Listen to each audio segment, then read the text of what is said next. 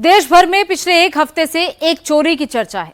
चोरी कैसे हुई, चोरी किसने की, कितने की चोरी हुई, चोरी में कौन कौन शामिल है। हर कोई ये जानना चाहता है कि अयोध्या में रामलला का चढ़ावा चोरी होने के पीछे का सच क्या है। आज इस केस में एसआईटी की जांच शुरू हुई। एसआईटी ने राम मंदिर के एडमिनिस्ट्रेटर गोपाल राव उर्फ गोपाल जी से जांच की शुरुआत की। इस केस में 5 लोगों से कैश की रिकवरी हुई है और कुल मिलाकर 50 लोग जांच के दायरे में हैं।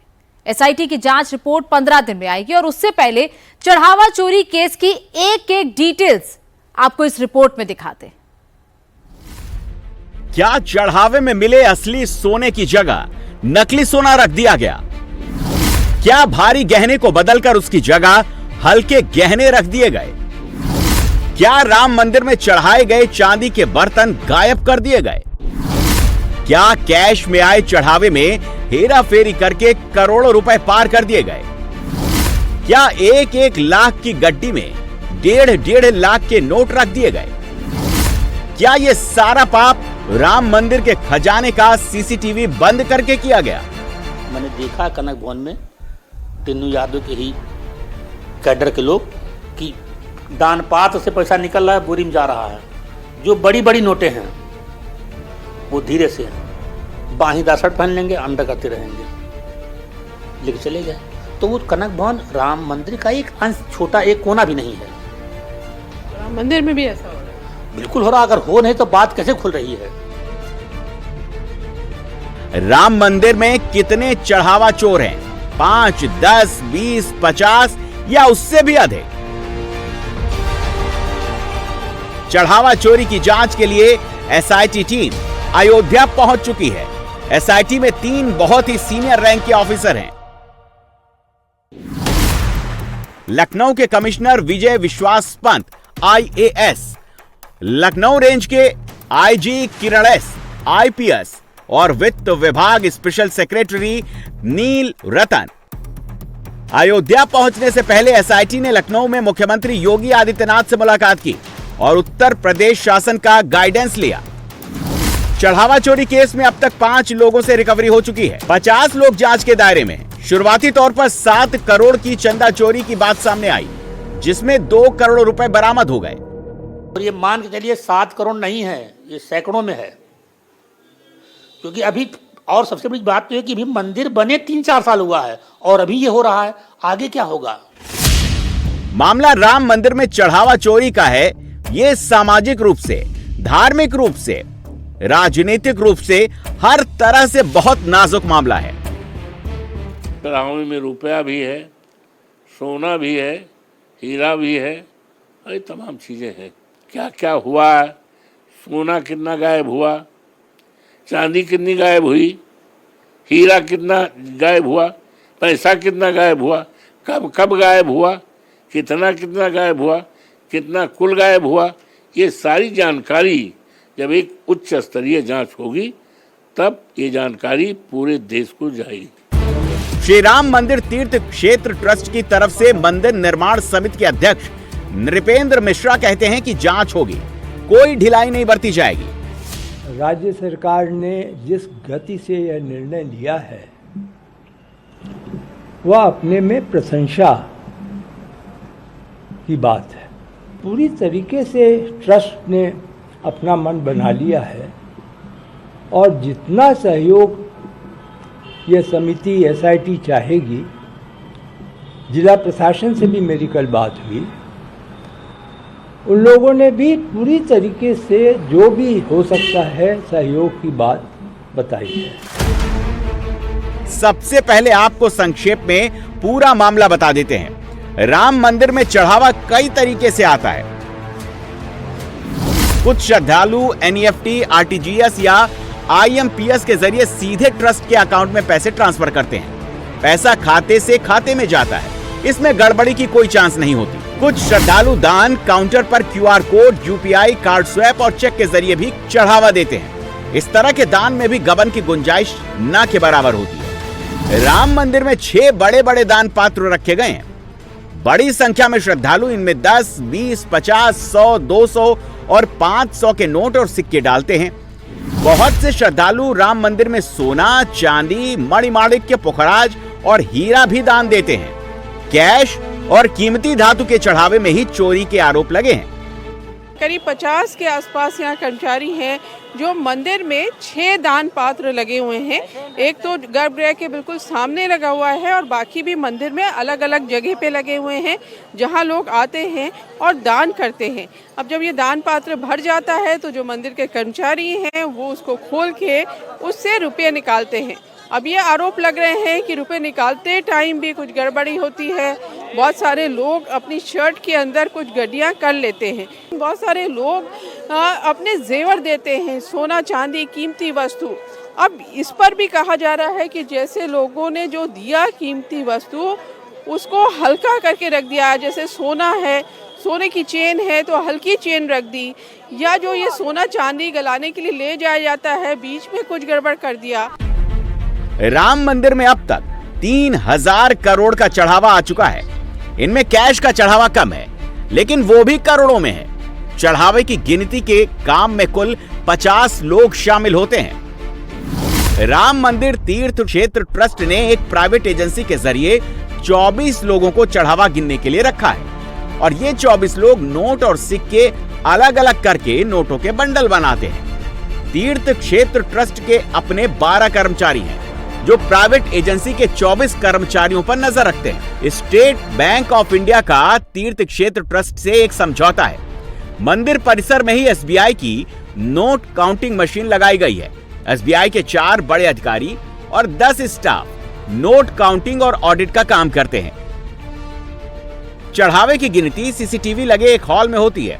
उसी कमरे में नोटों की गड्डियां बक्सों में बंद की जाती हैं और फिर सारा कैश बैंक भेजा जाता है। साल में 2 बार पूरे चढ़ावे का थर्ड पार्टी ऑडिट किया जाता है। जिस दिन पूरे दान की गिनती नहीं हो पाती उस दिन कैश को बोरियों में सील करके रखा जाता है। कायदे से देखें तो इसमें गड़बड़ी होनी ही नहीं चाहिए थी, लेकिन गड़बड़ी तो हुई, बात बाहर भी आई और अब जांच भी हो रही है। राम मंदिर और ट्रस्ट से जुड़े हुए सोर्सेज का ये कहना है कि चढ़ावा में चोरी की बात कहीं बाहर से नहीं आई, बल्कि अंदर खाने ही ये बात निकली। हुआ ये कि मंदिर और ट्रस्ट से जुड़े हुए कुछ लोगों को ये बात पता थी कि दान के तौर पर एक बड़ी धनराशि आई है, लेकिन उस दिन के कैश काउंटिंग में जब कुल रकम को देखा गया तो वो दान की रकम से भी कम था। साफ समझ में आ गया कि कहीं कुछ गड़बड़झाला हुआ है। उसके बाद सीसीटीवी फुटेज की चेकिंग कराई गई और वहाँ पर ये बात स्पष्ट हो गई कि चोरी हो रही है। पहले ये तय किया गया कि एफआईआर कराया जाए, फिर इस बात पर सहमति बनी कि सबसे ज़रूरी ये है कि संबंधित लोगों को हिरासत में लेकर धनराशि की रिकवरी कराई जाए, क्योंकि ये बात ऐसी थी कि बाहर आती और श्रद्धालुओं को चोट पहुंचती। तकरीबन 4 लोगों को हिरासत में लिया गया और उसके बाद 2 करोड़ रुपए की धनराशि तक रिकवरी कराई जा चुकी है। सोर्सेज का ये भी कहना है कि ये धनराशि 7 करोड़ या उससे ज़्यादा भी हो सकती है। राम मंदिर में चढ़ावे की चोरी कैसे हुई, इसको लेकर कई कहानियां चल रही हैं। आरोप है कि चढ़ावे की चोरी फिल्मी स्टाइल में हुई। चढ़ावा चोरी की पहली कहानी यह है कि रुपए पार करते समय कुछ सेकंड के लिए सीसीटीवी कैमरा बंद किया जाता था, फिर तुरंत चालू कर दिया जाता था। चढ़ावा चोरी की दूसरी कहानी यह है कि नोट के बंडल बनाते समय ही बड़े नोट कपड़े में दबा लिए जाते थे। तीसरी कहानी यह है कि सोने चांदी के गहने को गलाने के लिए बाहर भेजा जाता तो रास्ते में भारी जेवर की जगह हल्के जेवर रख दिए जाते। कोई दान पात्र में हाथ डाल के तो पैसा निकालेगा नहीं। लेकिन जैसे एक बार हम गए, सायंकाल का समय था, एक महिला कहीं से आई हुई थी। वो आगे जनरल मुलाकात मतलब उसमें दर्शन में थी, तो आगे सरकार के आगे जो काउंटर रखा, दान पात्र रखा, वहीं पर खड़ी हुई और उसने सिपाही जो यहाँ खड़े होते हैं इशारा किया कि हमें कोई बर्तन दीजिए, हमें कुछ रखना है। तो तुरंत इतनी डोलची आई, उसने मेरे ही सामने पूरा जेवर अपना उतार दिया। 2 कड़ाई साथ के, 2 कड़े साथ के, गले से 3-4 सोने की चैन, झुमकी, नाक की बाली, माथे की बिंदी, पर्स में भी कुछ जेवरात उसने रखे थे, रख दिया। मतलब इतना बड़ा वो प्लेट था। वो प्लेट चूंकि हम दूर थे, लेकिन हाँ, और वो बल रोते हुए जा रहे थे, आंसू की धारा से गिर रही थी और उसने दे दिया। और फिर देखा कि वो जो बर्तन सोने जेवरात वाला था उधर एक पुजारी जी लेकर रख दिए। अब क्या हुआ होगा क्या नहीं हुआ होगा ये तो भगवान जाने। इस प्रकार तमाम श्रद्धालु आते हैं। देखा हूँ कि गड्डी ऐसे देने वाले तो ऐसे ऐसे लोग हैं कि बैग में से बैग नहीं देखते कि बैग कितना निकल रहा है, और बड़ी बड़ी हुंडी रखी उसमें डाल रहे हैं, गड्डी की गड्डी डाल रहे हैं, जिसे गुप्त दान बोलते हैं। तो जो लोग कभी साइकिल जिनके पास नहीं थी टूटी साइकिल, आज उनके पास डंपर है, हर महीने वो आ रही है, गाड़ियां आ रही हैं। रामदल ट्रस्ट के अध्यक्ष पंडित कल्की राम ने प्रधानमंत्री को चिट्ठी लिख दी है। राम की नगरी अयोध्या में चढ़ावा चोरी को लेकर जितने मुंह उतनी बातें शुरू हो चुकी हैं। एसआईटी को सबके सवालों के जवाब तलाशने हैं। ऐसा कहा जा रहा है कि यह खेल काफी समय से चल रहा था। चंपत राय के ड्राइवर टिन्नू यादव और उससे जुड़े लोगों के नाम चर्चा में हैं। ये टिन्नू यादव का घर है। घर को पहली नजर में देखने से ही लग जाता है कि इसमें बहुत पैसा लगाया गया है, जबकि टिन्नू सिर्फ एक ड्राइवर है। सोर्स बता रहे हैं कि नोट की जो गड्डियां बनाई गई उसमें ज्यादा नोट रखे जाते, लेकिन लिखा कम जाता। जैसे 1 लाख की गड्डी में 1.5 लाख के नोट डाल दिए। गड्डी बनवाने और वाउचर पर साइन करने में तीर्थ क्षेत्र ट्रस्ट के सेक्रेटरी चंपत राय के ड्राइवर टिन्नू यादव का अहम रोल था। अयोध्या का ये स्वर्ग द्वार का इलाका है और ये टिन्नू यादव का घर है। बगल में भतीजे मनीष यादव का घर है। आप टिन्नू यादव जी की क्या है? वाइफ है। क्या नाम आपका? पूनम। अच्छा पूनम जी, बहुत तरह के आरोप लग रहे हैं टिन्नू यादव पे। सब गलत है, क्योंकि उनको बदनाम करने जो बताया जा रहा कि 60 कमरे हैं, विक्रम जोत में 20 बीघा जमीन है, सब गलत है। पहले उसको निकलवा लिया जाए तो ऑनलाइन सब निकलता, खतौनी नहीं निकला। क्या है उनके आधार? 1 हफ्ते से हम लोग मानसिक तनाव हो रहे हैं, क्योंकि ऐसा कुछ सच्चाई इसमें नहीं है। केवल तनाव दिया जा रहा हम लोग को, बदनाम करने की इच्छा। बहुत दिनों से लोग पीछे थे, नापसंद उनको किया जाता है कि हम यादव परिवार से हैं, लेकिन हमारा काम प्रभु राम जानते हैं। त्रिलोकीनाथ जब आश्वस्त हुए तो मुकदमा इन्हीं देखने जाते थे। हफ्ते में 2-2 बार दिल्ली जाना आना। बीच में इनका स्वास्थ्य भी गड़बड़ हो गया।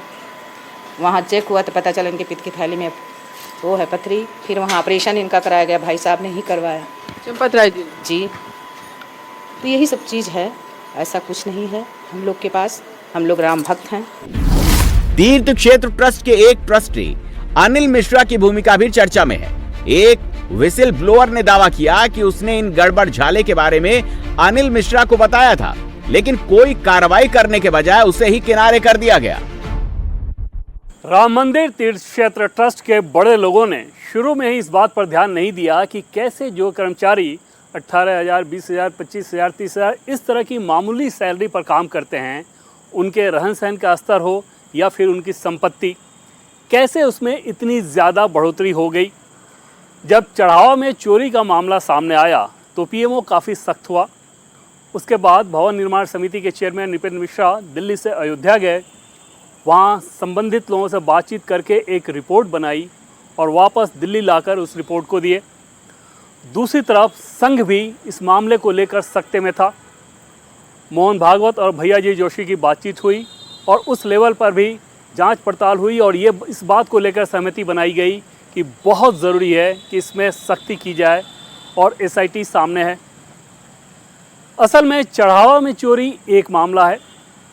एक दूसरी चीज़ ये भी है कि जो कीमती धातुएं चढ़ाई जाती हैं, क्या उसमें भी कोई गड़बड़झाला किया गया है? मंदिर में तकरीबन 10 चेस्ट ऐसे हैं जिसमें सोने, चांदी और इस तरह की जो कीमती धातुएं हैं वो चढ़ावा के तौर पर दी जाती हैं। इन धातुओं को उनका वैल्यूएशन करके गलाने का काम केंद्र सरकार की एजेंसी एसपीएम सीआईएल करती है, लेकिन दान पात्र से एसपीएम सीआईएल तक पहुंचने की व्यवस्था भी सुचारू नहीं। चढ़ावा चोरी की जांच करने आई एसआईटी टीम ने पहले दिन गोपाल राव से बात की। गोपाल राव मंदिर के एडमिनिस्ट्रेटर हैं, ट्रस्ट के जनरल सेक्रेटरी चंपत राय के करीबी हैं। गोपाल राव पर कई लोगों ने गंभीर आरोप लगाए हैं। तीर्थ क्षेत्र ट्रस्ट के एक ट्रस्टी अनिल मिश्रा और उनकी संपत्तियों पर भी उंगलियां उठ रही हैं। लेकिन राम मंदिर में चढ़ावा चोरी के आरोप वाले किरदार अलग हैं। ये वो लोग हैं जिन पर राम मंदिर का चढ़ावा गिनते गिनते लक्ष्मी की कृपा बरसी, सैलरी हजारों में और कोठियां लाखों की हो गई। टिन्नू यादव को इस खेल का सबसे बड़ा खिलाड़ी कहा जा रहा है। टिन्नू यादव ने अपने भतीजे मनीष यादव को भी कैश की गिनती में लगवाया था। मनीष यादव के घर से 36 लाख कैश मिला। दान में चढ़ाए गए सोने के जेवर संभालने वाले केडी तिवारी ने हाल ही में 1.5 करोड़ की जमीन खरीदी। पैसे गिनने वाले लवकुश मिश्रा के घर पर गोबर के ढेर से 10 लाख रुपए बरामद हुए। लवकुश मिश्रा के साले अनुकल्प मिश्रा ने गांव में फार्म हाउस बनवा लिया। अयोध्या में 65 लाख का घर खरीद लिया। अयोध्या के करीब 35 किलोमीटर दूर मिल्कीपुर के बंसवा ईंट गांव में अनुकल्प मिश्रा का घर है। अनुकल्प का घर गांव के बाकी घरों से काफी अलग दिखता है। इंडिया टीवी की लखनऊ ब्यूरो चीफ रुचि कुमार अनुकल्प मिश्रा के गांव पहुंची तो गांव वाले कुछ भी बोलने को तैयार नहीं है। योगी आदित्यनाथ की सरकार ने जो SIT बनाई है वो सबकी जांच करेगी। 15 दिन में रिपोर्ट आएगी। 15 दिन में ही दूध का दूध, पानी का पानी हो जाएगा। गलियां बहुत संकरी थी। जो आज के दिन पे राम पथ है, धर्म पथ है या भक्ति पथ है, इनको आपने देखा होगा, सभी सिंगल लेन से जुड़े हुए थे। सिंगल लेन की सड़कें थी, बिजली के तार झूलते थे और उसी में चलते चलते अगर कभी कोई बंदर भी टपक पड़े सिर में तो कोई भरोसा नहीं था। यह अयोध्या के एक सामान्य दिनचर्या का हिस्सा हुआ करता था। गंदगी, दुर्व्यवस्था, कोई सुविधा नहीं। राम जी की पेड़ी, जब आप सरयू जी की आरती करने के लिए गए होंगे, राम जी की पेड़ी में जल, वहां से सरयू जी से जल तो आता था लेकिन वो बाहर नहीं निकलता था। वो पौंड था, एक पौंड था, वो पेड़ी नहीं थी, पौंड था। वहीं जल सड़ता था, बदबू थी, अव्यवस्था सी थी। मैं राम भक्त तो इस बात से प्रफुल्लित हैं, लेकिन अब राम भक्ति की बात वे भी कर रहे हैं जो कल तक राम भक्तों पर गोलियां चलाते थे। उनको भी एहसास हो गया राम भक्ति की ताकत का। अब उनको भी इस बात का एहसास हो रहा है कि अगर वे इससे भटके तो ऐसा ना हो कि जनता फिर उनको हमेशा के लिए ही भटका दे। अयोध्या के राम मंदिर में चढ़ावा चोरी का केस सुलझा लिया जाएगा, लेकिन आगे चोरी ना हो इसके उपाय तो करने ही होंगे। हम आपको बताते हैं कि बड़े मंदिरों में चंदे का हिसाब कैसे रखा जाता है। शिरडी के साईं मंदिर में सब कुछ लोगों के सामने, कैमरे के सामने होता है। मंदिर में आया चंदा सबकी नजरों में रहता है, इसीलिए चोरी की गुंजाइश नहीं रहती। राजस्थान के सांवरिया सेठ मंदिर में भी हर दिन लाखों का चढ़ावा आता है। वहां भी चढ़ावे की गिनती में ट्रांसपेरेंसी रखी जाती है। तिरुपति बालाजी मंदिर में चढ़ावे की गिनती की सबसे अच्छी व्यवस्था है। यहाँ रोजाना 2.5 करोड़ से 6 करोड़ के बीच कैश का चढ़ावा आता है। तिरुमला तिरुपति देवस्थानम यानी TTD पैसे गिनने के लिए अलग से स्टाफ लगाए गए हैं। सोने और चांदी के गहने की कीमत अलग से तय की जाती है और उनका वैल्यूएशन हर महीने किया जाता है। TTD की विजिलेंस एंड सिक्योरिटी विंग में आंध्र प्रदेश पुलिस की टीम होती है जो एक IPS ऑफिसर के अंडर में काम करती है। यहाँ दान की गिनती करने वाले लोग धोती के अलावा कुछ नहीं पहन सकते। यहाँ तक कि सिक्के गिनने वाले वॉलंटियर्स की भी कम से कम 3 बार फ्रिस्किंग होती है।